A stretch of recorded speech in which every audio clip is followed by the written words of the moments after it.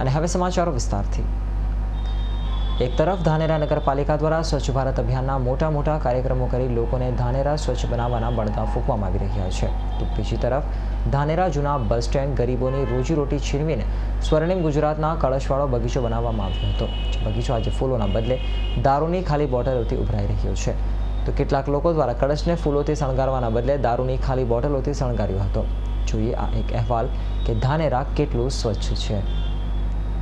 ધાનેરા નગરપાલિકાના ઇન્ચાર્જ પ્રમુખ જગદીશ ઠક્કર દ્વારા આજે ધાનેરા મધુસૂદન માર્કેટ ખાતે એક મીટિંગનું આયોજન કરવામાં આવ્યું હતું, જેમાં વેપારી સહિત લોકોની ધાનેરાને સ્વચ્છ બનાવવાની વાત કરી હતી।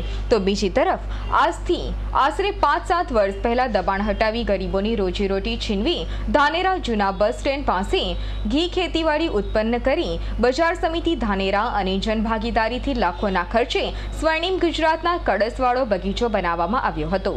લાખોના ખર્ચે બગીચો તો બનાવવામાં આવ્યો અને રાજકીય નેતા દ્વારા આ બગીચાનું લોકાર્પણ પણ કરવામાં આવ્યું। તે બાદ આ બગીચા સામે નથી જોયું નગરપાલિકાએ કે નથી જોયું રાજકીય નેતાએ। આજે આ બગીચો ફૂલોના બદલે ઉભરાઈ રહ્યો છે દારૂની ખાલી બોટલોથી, તો કેટલાક લોકો દ્વારા તો સ્વર્ણિમ કળશને ફૂલોના બદલે દારૂની બોટલોથી શણગાર કર્યો હતો। લાખોના ખર્ચે બનાવેલો બગીચો અત્યારે તો ખંડેર જેવી હાલતમાં જોવા મળી રહ્યો છે। ત્યારે ધાનેરાના લોકો કહી રહ્યા છે કે સ્વચ્છ ભારત અભિયાનની મોટી વાતો કરનાર અને સરકારના પૈસાનું પાણી કરનારને જાગવાની જરૂર છે।